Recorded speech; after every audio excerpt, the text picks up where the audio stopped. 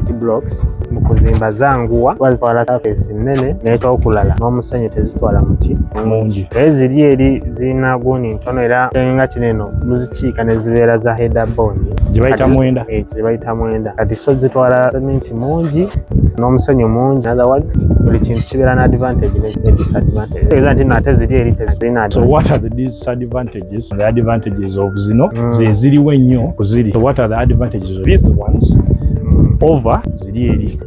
Advantages ziri mu implementation oba execution nti okuzimba waneene kisooka mwanguwa.